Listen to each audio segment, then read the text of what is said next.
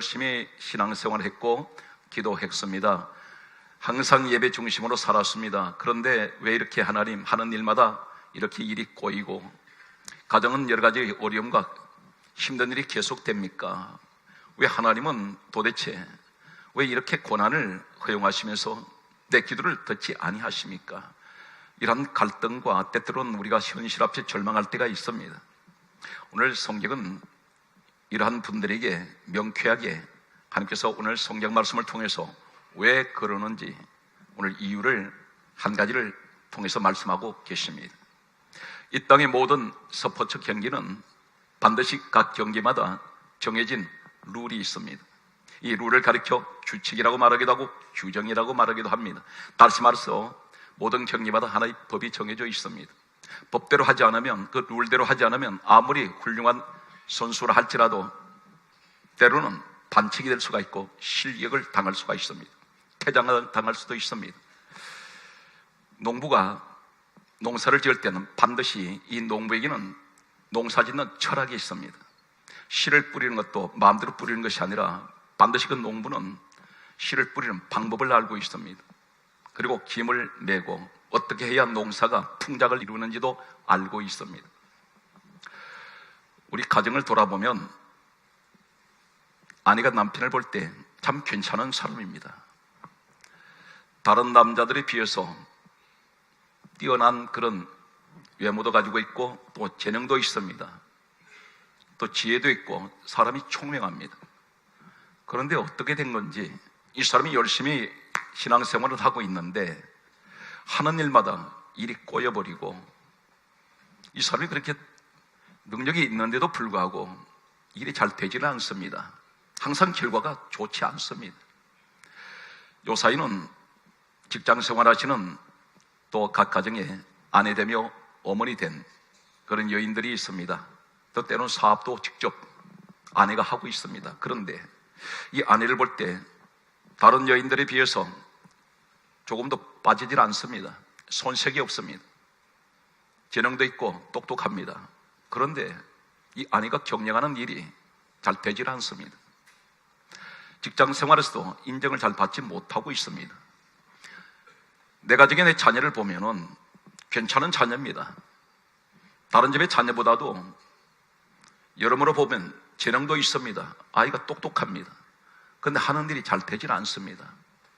이 사람들이 세상 밖에서 살아가는 사람들이라면 이해가 될 수 있는데 믿음 안에 계신 분입니다. 열심히 일했습니다. 나름대로 열심히 신앙생활을 했다고 생각했는데 가정은 계속해서 어떻게 된 건지 일어나지를 못합니다. 성경은 이렇게 강조하고 있습니다. 디모데후서 2장 5절 말씀을 보면 하나님께서 말씀하시기를 경기를 하는 자들은 법대로 경기를 해야 면류관을 얻을 것이라 그렇게 말씀하고 있습니다. 믿음의 경기, 하나님께서 말씀하는 경기하는 사람이 있습니다. 우리는 믿음의 경주를 하고 있습니다. 법대로 해야 면류관을 얻는다고 말씀합니다. 성경은 계속해서 보게 되면 시편 119편 1절은 이렇게 말씀하고 있습니다. 여호와의 법대로 행하는 사람은 복이 있을지어다 이렇게 말씀하고 있습니다. 법을 말씀하고 있습니다. 그 법이 무엇일까요? 오늘 성경 말씀이 법입니다. 이 말씀대로 하는 사람은 복이 있다고 하고 있습니다. 혹시 우리는 내 생각, 내 방법으로만 신앙생활 열심히 해오지 않았습니까? 하나님 뜻대로 행하는 자야 하나님의 자녀되고 하나님의 백성이라 했는데 내가 과연 하나님 말씀대로 살아왔는지 오늘 말씀을 통해서 조명을 하겠습니다. 그리고 결론은 이 말씀을 붙들고 말씀대로 순종했을 때에 여러분에게 어떠한 복이 주어지는지도 오늘 말씀의 결론적으로 여러분에게 소개를 하겠습니다. 이스라엘의 2대 왕은 다윗이라는 사람입니다. 이 사람은 지금으로부터 약 3000년 전의 사람인데 아직도 저 유대 민족은 그들의 조상 가운데 가장 존경하는 조상이 다윗입니다. 지금도 저 이스라엘 민족 국가를 상징하는 그 국기는 다윗을 상징하는 별을 그려놓고 있습니다. 바로 이것을 가리켜 다윗의 별이라고 말하고 있습니다. 그들은 한 개인의 자신들이 존경했던 조상들 한 사람 다윗을 상징하는 다윗의 별을 국기로 만들어서 그들은 경배를 하고 있습니다. 이 다윗은 이스라엘 2대 왕이 되고 난 후에 그렇게 사모했던 하나님의 언약궤를 찾았습니다. 왕이 되고 난 후에 가장 먼저 찾았던 것은 언약궤였습니다. 이 언약궤는 어떤 것일까요? 이 다윗 시대로부터 약 500여 년 전으로 거슬러 올라가면 모세 시대가 있었습니다. 모세 시대로부터 여호수아 시대로 이어지는 이 과정에서 이 언약궤는 어떠한 것이냐면 열왕기상 8장 9절 말씀을 보면 모세가 시내산에서 40일 하나님을 만났을 때에 하나님께서 이 사람에게 두 돌판을 주셨습니다. 그래서 열왕기상 8장 9절 내용에 보게 되면 궤 안에는 두 돌판 외에 아무것도 없으니 모세가 호렙에서 넣은 것이었더라, 이렇게 말씀하고 있습니다. 오늘 언약궤라고 말합니다. 그리고 성경은 또 다른 호칭을 쓰고 있습니다. 법궤, 그리고 또 다른 호칭은 증거궤라고 말합니다. 증거궤라는 말은 무슨 말이냐면 하나님 말씀이 증거가 되고 말씀이 담겨있는 이 말씀이 법입니다. 그리고 언약궤라는 말은 하나님 말씀이 약속이기 때문에 오늘 이것을 가리켜 다른 호칭으로 사용을 하고 있습니다. 이 언약궤를 가지고 여호수아 시대에 요단 강물이 범람을 할 때에 아무도 건너가지를 못합니다. 대단히 물살이 세고 이곳에 감히 들어갈 사람이 없었습니다. 성경은 강조하기를 이스라엘 백성들이 40년 광야 생활을 마감하고 이제 가나안 땅으로 들어가기 위해서 한 난관 앞에 섰는데 바로 요단강이었습니다. 이때 성경은 이렇게 강조하고 있습니다. 요단강이 몸에 거두는 시기에 언덕이 물이 흘러 넘쳤다라고 말씀하고 있습니다. 사람들 발 디디면 물속에 들어가면 떠내려가 버립니다. 어디로 갔는지 흔적도 찾아볼 수가 없을 만큼 헐몬산에서 눈이 녹아내리는 이때는 몸에 거두는 시기는 가장 물살이 세차게 내려갑니다. 이러한 시기에 하나님께서 말씀합니다. 언약궤를 맨 제사장이 요단강을 발로라고 말씀합니다. 물은 전혀 갈라지지 않는데 현실을 보게 되면 들어갈 수가 없습니다. 그런데 하나님께서는 언약궤를 맨 제사장이 요단강에 발을 들여 놓으라고 말씀합니다. 이 사람들은 믿음으로 발을 들여 놓았을 때에 갑자기 요단 강물이 흘러내려오던 것이 멈춰져 버렸습니다. 거대한 이 강이 길이 나기 시작합니다. 무엇이 그렇게 만들었습니까? 하나님의 언약궤. 이 언약궤는 이런 능력이 있었습니다. 여리고성을 돌 때에 하나님께서는 막연하게 도는 것이 아니라 일주일 동안 여리고성을 돌 때에 하시는 말씀이 언약궤를 메고 여리고성을 돌아라고 말씀하셨습니다. 여리고성을 돌 때에 여리고성은 7일째 만에 무너져 버립니다. 오늘 성경은 이 언약궤 안에는 딱 두 돌판밖에 없는데 하나님께서 왜 이렇게 말씀합니까? 이 언약궤는 능력의 궤, 기적의 궤입니다. 다고네라는 우상이 있었습니다. 블레셋 사람들이 이 언약궤를 뺏어갔습니다. 그리고 그들이 섬기는 거대한 신전인 다곤신의 신전에다가 이 하나님의 언약궤를 갖다 두었습니다. 하룻밤 자고 나서 들어가 보았더니 그들이 섬겼던 거대한 다곤신이 목이 부러져서 자신들이 섬기는 다곤신 머리가 법궤 앞에 얼굴을 쳐박고 엎드려 있었습니다. 팔다리가 다 떨어져 나갔습니다. 우상도 꼼짝 못합니다. 왜 그렇습니까? 출애굽기 25장 22절 말씀을 보게 되면 하나님께서 이렇게 말씀합니다. 이 언약궤가 있는 곳에서 거기서 내가 너와 만나고 이렇게 말씀합니다. 다시 말씀드려서 이 언약궤는 하나님의 임재의 상징입니다. 언약궤가 있는 곳에는 항상 하나님이 함께 하셨습니다. 늘 말씀 가운데 함께 하시는 하나님. 오늘 이 자리도 사도행전 10장 44절 말씀대로 성령이 말씀 듣는 사람에게 함께 하시는 오늘 이 시간 되시길 바랍니다. 오늘 이러한 언약궤, 다윗은 자신이 살고 있는 다윗성으로 이 언약궤를 찾아서 가져가고 싶었습니다. 그 당시에 이 언약궤는 어디에 안치되고 있었냐면, 잠시 후에 또 말씀을 드리겠습니다만, 아비나답이라는 사람이 집에 20년 동안 보관되어 있었습니다. 이때 이 다윗은 사무엘하 6장 1절 말씀을 보게 되면 이스라엘 백성들 가운데 3만 명을 선발을 합니다. 3만 명을 선발해서 아비나답의 집에 있는 하나님의 언약궤를 옮기기 위해서 이 다윗은 직접 아비나답의 집으로 3만 명을 이끌고 가게 됩니다. 성경은 이렇게 강조하고 있습니다. 사무엘상 7장 1절에서 2절 말씀을 보게 되면 이때 아비나답의 집에 하나님의 언약궤가 20년 동안 있었더라, 이렇게 강조하고 있습니다. 이때 다윗이 가서 하나님 언약궤를 이제 자신이 다윗의 성으로 가져가려고 갔는데, 성경은 계속해서 이렇게 말씀하고 있습니다. 사무엘하 6장 3절 말씀을 보면, 이 아비나답에게는 두 아들이 있었습니다. 우사라는 아들이 있었고 아효라는 아들이 있었는데, 하나님의 궤를 새 수리에 실었습니다. 그리고 소들을 앞세워서 우사와 아효, 이 아비나답의 두 아들이 소를 몰고 다윗 성을 향해서 가기 시작합니다. 그런데 문제가 일어났습니다.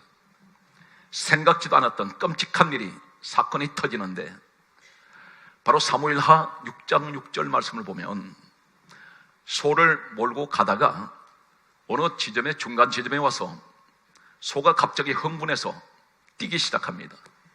이때 수리에 실려 있는 하나님의 언약궤가 떨어질 것 같습니다. 그래서 소를 몰고 가던 이 우사가 법궤를 붙들었는데, 성경은 이렇게 바로 이어서 말씀합니다. 하나님께서 이 모습을 지켜보시다가 성경은 강조하기를, 사무엘하 6장 7절은 이렇게 말씀합니다. 하나님께서 우사의 잘못함을 인하여 하나님이 진노하셔서 우사를 치시니 우사가 하나님의 궤 곁에서 죽으니라, 이렇게 말씀하고 있습니다. 오늘 이 장면을 보게 되면 우사가 무엇을 잘못했습니까? 그는 열심히 하나님 일을 지금 했습니다. 이 사람은 하나님 법궤를 옮기기 위해서, 우리나라 지형이 아닙니다. 사막지대입니다. 찌는 듯한 그 더위 속에 땀이 비 오듯이 흐르는데, 이 사람이 자신을 위해서 수고하는 것이 아니라 하나님의 언약궤, 영광스러운 언약궤를 지금 옮기고 있는 중에 언약궤가 떨어지려는데 그걸 붙들은 것이 무엇이 잘못입니까? 그런데 하나님이 우사의 잘못함을 인하여 우사를 보시고 진노하셨다고 말씀합니다. 그리고 치셨다고 말씀합니다. 사람이 죽을 만큼 이 일이 도대체 얼마나 심각한 문제였길래 하나님 사람을 직접 죽이십니까? 왜 하나님이 하는 사람을 치셨습니까? 우리는 여기서 그렇게 반문할 수가 있습니다. 이 사실에 관해서 성경은 다음같이 말씀하고 있습니다. 역대상 15장 13절 말씀을 보게 되면 성경은 왜 이 일이 났는지를 성경은 이렇게 말씀하고 있습니다. 궤를 매지 아니하였으므로, 성경은 강조합니다. 궤를 매지 아니하였으므로 여호와 하나님께서 우리를 찢으셨으니 그 규례대로 구하지 아니하였더라, 이렇게 말씀합니다. 규례란 말은 말씀이란 뜻입니다. 말씀대로 하지 않았다는 것입니다. 하나님의 언약궤는 메고 가야 합니다. 이것이 하나님의 방법이었습니다. 바로 이것이 하나님의 법입니다. 그런데 사람들은 이 언약궤를 짐승한테 실어서 끌고 갔습니다. 두 가지 의미를 우리가 해석할 수가 있습니다. 하나는 이 아비나답의 집에 이 사람의 하나님의 궤가 그곳에 있었지만, 이 사람은 지금으로 말하면 이 사람들이 그 아비나답의 가문을 보면 레위 사람으로 알려져 있습니다. 레위 사람들은 전통적으로 성전 일만 전문적으로 하는 사람들이었습니다. 그런데 20년 동안 하나님의 궤가 자신의 집에 있었지만 궤를 옮기는 법도 모릅니다. 지금 복음적으로 우리에게 무엇을 말씀하고 있습니까? 나는 20년 동안 교회는 다녔는데 하나님이 무엇을 원하시는지 나는 전혀 모르고 있습니다. 무조건 일만 하면 되는 줄 알았습니다. 하나님께서 어떻게 해야 하나님께서 기뻐하시는지 몰랐습니다. 이 사람들은 아마 다윗도 이 사실을 몰랐습니다. 하나님은 메고 가는 것이었는데, 그것이 하나님 법이었는데 이 사람들은 짐승에 실어서 끌고 갔습니다. 거룩하신 하나님의 종귀, 하나님의 영광을 나타내는 하나님의 법궤를 자신들이 메지 않았습니다. 한 가지 또 여기서 왜 끌고 갔을까요? 그 의미는 쉽게 가려고 자신에게 주어진 것을 다른 짐승에 쥐어버렸습니다. 오늘 신앙생활 하시다 보면 쉽게 신앙생활 하시려고 하는 분들이 있습니다. 기도하지 않습니다. 기도가 귀찮습니다. 힘듭니다. 예배 생활이 제대로 드려지질 않습니다. 늘 되풀이되는 이 예배 생활, 하나님께서는 우리에게 왜 계속해서 기도하라고 말씀하시고 예배 생활을 계속해서 말씀하고 있을까요? 사랑하는 성도 여러분, 지금 이 시대는 온갖 죄악이 쓰나미처럼 밀려 닥치는 시대입니다. 물밀듯이 온갖 죄악이 밀려옵니다. 잠시만 방심하면 어느 죄악에 휩쓸려서 쓰나미처럼 어디로 휩쓸려 가는지를 모를 만큼 이 시대는 완전히 모든 죄악에 노출되어 있는 시대입니다. 온갖 범죄가 사방에 화이꽃처럼 도사리고 있습니다. 이럴 때에 우리가 오직 하나님 앞에 바로 설 수 있는 것은 계속되는 예배, 계속되는 기도, 계속되는 열심 있는 신앙생활이 아니면 버텨낼 수가 없습니다. 오늘 이러한 시대를 살아가면서 하나님께서 보실 때에 우리 하나님은 하나님 벗게 좀 싣고 간다 해서 그것이 그렇게 대단한 일입니까? 사람이 죽을 만큼 그렇게 심각합니까? 이렇게 말할 수 있습니다. 그런데 우리 하나님은 그분이 어떤 분이시냐면 우리는 거창한 일을 해야 하나님이 알아주실 것 같습니다. 그렇지 않습니다. 우리 하나님은 어느 만큼 세심하시고 어느 만큼 하나님께서 자세히 작은 일에도 관심을 두시냐면 마태복음 10장 30절은 이렇게 말씀하고 있습니다. 사람의 머리카락까지도 다 세심받으신 하나님이라 했습니다. 세밀하게 보고 계십니다. 작은 일이라고 생각하지 말라는 것입니다. 내 말대로 하나님께서는 하기를 원하셨습니다. 그래서 반드시 언약궤는 네가 충성하고 열심은 다 한다마는 내가 원하는 대로 해줘야 된다는 것입니다. 그래서 베드로전서 2장 8절로 말씀하시기를 말씀을 순종치 아니함으로 다 넘어지나니 하나님이 이렇게 정하신 것이라. 오늘 우리 모습을 보면 여러분이 대단히 전자의 말씀드렸습니다. 재능도 가지고 계시고 여러 가지 성공할 수 있는 조건이 많이 갖추고 있습니다. 그런데 신앙생활은 열심히 하는데 문제는 하나님 방법대로 하지 않고 있다는 사실입니다. 하는 말씀대로만 해버리면 하나님께서 모든 것을 다 이루어 주실 텐데 다윗은 당황했습니다. 충격을 받아버리고 그는 언약궤를 다윗성으로 가져가는 것을 포기해버립니다. 그때 엉뚱한 집에 복이 내리는데 성경은 이렇게 강조하고 있습니다. 사무엘하 6장 10절 말씀을 보게 되면 성경은 강조하기를 오벳 에돔의 집에 언약궤를 따라서 메고 그 집에 들어갔더니 성경은 강조합니다. 하나님의 복이 오벳 에돔의 집에 온 집에 복이 내렸다고 말씀합니다. 메고 가면 하나님께서 축복하셨습니다. 이 언약궤에 관해서 계속해서 말씀을 여러분에게 소개하겠습니다. 지금은 각국의 많은 고고학자들 그리고 많은 탐험가들이 이 언약궤를 찾아서 전 세계를 지금 뒤지고 다니는 사람들이 있습니다. 분명히 언약궤는 어딘가는 있을 것이라고 말하고 있습니다. 그런데 성경은 이 언약궤가 어디 있을까요? 성경 말씀을 보게 되면 하나님께서 이 언약궤를 말씀할 때에 성경은 이렇게 강조하고 있습니다. 출애굽기 40장 20절 말씀을 보게 되면 언약궤 궤 속에는 하나님의 정급판을 넣으라고 말씀했습니다. 다른 것 들어가면 안 됩니다. 그래서 전자의 말씀을 드렸습니다. 열왕기상 8장 9절 말씀을 보게 되면 언약궤 안에는 두 돌판 외에 아무것도 없으니 모세가 호렙에서 넣은 것이었더라. 이때가 언제냐면 열왕기상 8장 9절은 솔로몬 시대에 일어났던 사건을 기록하고 있습니다. 솔로몬은 참고로 말씀드리면 BC 960년경 하나님의 성전을 완공하게 됩니다. 그리고 하나님의 성전에 언약궤를 안치를 했습니다. 이때 성경은 이 사실을 정언하고 있습니다. 그때까지는 언약궤 안에는 아무것도 없습니다. 두 돌판밖에 없었다고 말씀합니다. 그런데 시간이 흘러가면서 이상한 일이 일어났습니다. 히브리서 9장 4절에 보면은 궤 안에는 만나를 담은 항아리와 아론의 쌍난 지팡이와 그리고 십계명을 말씀하는 두 돌판, 정급판이 그 속에 있었다고 했습니다. 세 가지가 들어가 있습니다. 세 가지가 들어가 있는데 하나님께서 거기 그 세 가지를 넣으라고 말씀한 적이 없습니다. 반드시 언약궤 안에는 십계명 두 돌판만 넣으라 하셨는데 그러면 이 만나를 담은 그 항아리는 어디에 있어야 됩니까? 출애굽기 16장 33절 말씀을 보게 되면 하나님께서 이렇게 말씀합니다. 만나를 담은 항아리는 여호와 앞에 두라 이렇게 말씀하셨습니다. 궤 안에 넣으면 안 됩니다. 사소한 일 같지만 하나님께서는 대단히 중요한 말씀을 하고 있습니다. 그리고 아론의 쌍난 지팡이는 어디에 두어야 됩니까?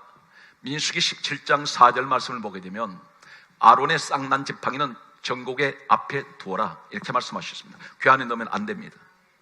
그런데 후세 사람들이 솔로몬 시대까지는 궤 안에는 두 돌판밖에 없었는데 시간이 흘러가면서 궤 속에 세 가지를 다 집어넣었습니다.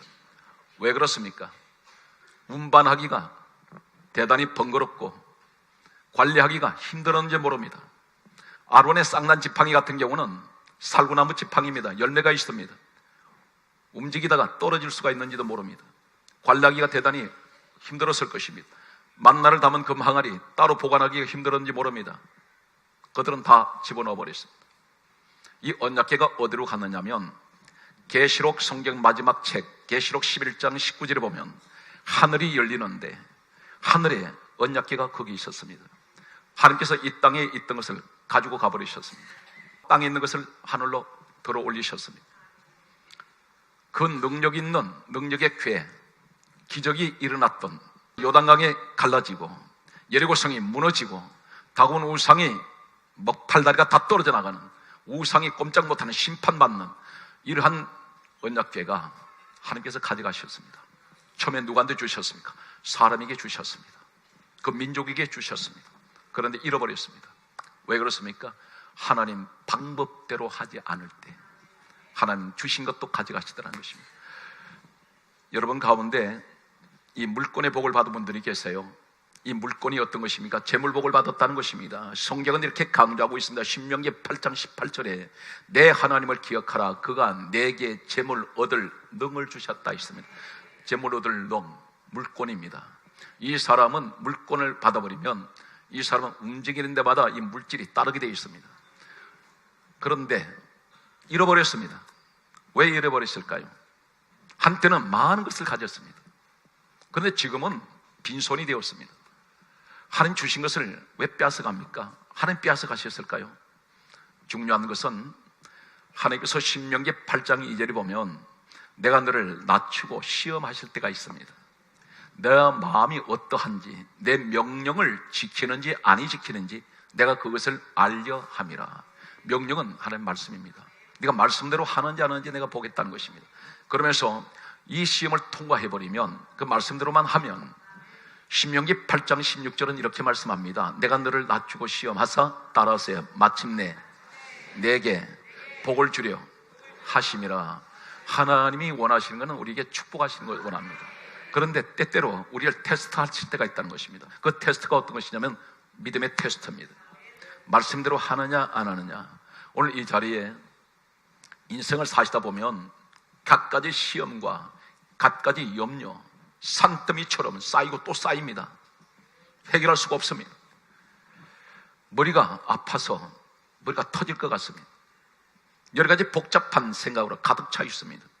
사업을 하시는 분, 직장생활, 자녀를 키우는 문제, 가정 여러 가지 가정사, 집안 식구들하고 얽혀있는 문제, 이런 등등 여러 가지 문제가 복잡합니다. 그런데 이런 문제 앞에 있을 때에 믿음의 사람이 아무리 믿음이 좋아도 염려가 들어올 수가 있고 근심이 생길 수가 있습니다. 불안해질 수가 있습니다. 때로는 두렵습니다. 인생이라는 것이 여러 가지 문제 앞에 첩첩산중같이 계속해서 겹겹이 쌓이는 이런 문제 앞에 섰을 때 사람은 다 두려워하게 되어 있습니다. 그런데 왜 문제가 해결 안 되느냐고 말하는 사람이 있습니다. 왜 문제가 해결 안 될까요? 성경은 우리에게 말씀하고 있습니다. 빌립보서 4장 6절에 말씀하시기를 아무것도 염려하지 말고 이렇게 말씀하셨습니다. 그러나 염려하고 있습니다. 따라서 염려는 하나님 앞에 죄가 됩니다. 분명 하나님 말씀은 염려하지 말라고 했습니다. 그런데 막연하게 염려하지 말라는 것이 아니라 빌립보서 4장 6절은 그 다음 절에 계속해서 이렇게 말씀하고 있습니다. 아무것도 염려하지 말고 성경 강조합니다. 오직 기도와 간구로 너희 구할 것을 감사함으로 함께 아뢰라. 기도하라는 것입니다. 염려만 하고 있지 말고 기도해라. 그런데 염려를 끌어안고 있으면 원에는 내림나오, 갈라졌다는 뜻입니다. 분열됐다는 뜻입니다. 깨졌다는 것입니다. 무엇을 말합니까? 하나님 앞에 나와서 기도하지도 않고 하나님의 자녀가 염려만 하고 있으니, 그리고 불안해합니다. 그러다 보니 하나님 보실 땐 너 관계 내 관계 깨졌다. 전능하신 하나님을 네가 불신하는 것밖에 되지 않는다는 것입니다. 내가 믿는 내 하나님은 무엇이니 다 하실 수 있는 능치 못할 하나님이라고 믿는다면 염려하지 않는다는 것입니다. 그 염려하지 않는 것은 기도하면 되는데, 내가 너를 지켜줄 텐데, 염려하는 사람은 기도해야 되는데, 기도하고 하지 않고 있을 때 하나님께서는 보실 때 불순종의 죄를 짓는다는 것입니다. 그러면 기도했을 때 염려는 하지 말아야 되는데 어떤 기도를 해야 됩니까? 야고보서 1장 6절 이하의 우리 말씀을 잘 알고 있습니다. 오직 믿음으로 구하고 조금도 의심하지 마십시오. 오늘 사랑하는 성도 여러분, 내게 염려가 자동 문제가 찾아왔을 때에 우리는 죄를 지으면 안 됩니다. 어떤 죄입니까? 말씀에 불순종의 죄를 짓는 사람이 있는데, 염려가 왔을 때 염려를 떨쳐내는 방법이 있습니다. 하나님 말씀하신 대로 제가 기도하겠습니다. 기도하면 어떤 기도해야 됩니까? 믿음으로 기도합니다. 그리고 조금도 의심하지 않습니다. 반드시 내게 찾아온 이 염려와 불안과 근심, 걱정, 두려움은 반드시 내가 믿음으로 구하면 반드시 하나님께서 해결해 주실 것을 나는 믿고 있습니다. 이것이 하나님께서 기뻐하시는 오늘 말씀의 법입니다. 이 사실을 믿는 여러분에게 축복에 함께 하시기 바랍니다. 왜 가정의 물질이 자꾸 메마를까요? 하나님 말씀하신 그대로 우리가 말씀드린다면 분명히 말라기 3장 10절로 말씀합니다. 온전한 11조를 하나님께 드려 내가 하늘 문을 열고 너에게 복을 쌓을 것이 없도록 붙지 아니하나 보라 말씀합니다. 사랑하는 성도 여러분, 하나님 법대로 하십시오. 무엇을 하든지 염려하지 말고, 그러면 염려가 오면 기도하십시오. 기도하게 되면 반드시 하나님께서 그 기도를 통해서 피할 길을 열어주시고 반드시 화가 변화에 복이 되게 해주시는 우리 하나님을 믿는 여러분들이 되시기를 축복합니다. 오늘 말씀의 결론을 마치겠습니다. 우리가 예수 그리스도는 누구십니까? 빌립보서 2장 6절에 그분이 근본 하나님 본체 되시는 분입니다. 오늘 하나님을 바라보십시오. 오늘 주님을 바라보는 사람은 반드시 이 땅에서 어떤 환난이 와도 결코 절망할 이유가 없습니다. 반드시 비온 뒤에 땅이 굳어지게 되어 있습니다. 쇠는 두들길수록 강해집니다. 오늘 사랑하는 성도 여러분, 범사 위에 오늘 하나님 말씀대로 경주하시는, 오늘 여러분에게 승리하시는 인생의 성공자가 되시기를 주의 이름으로 축복합니다.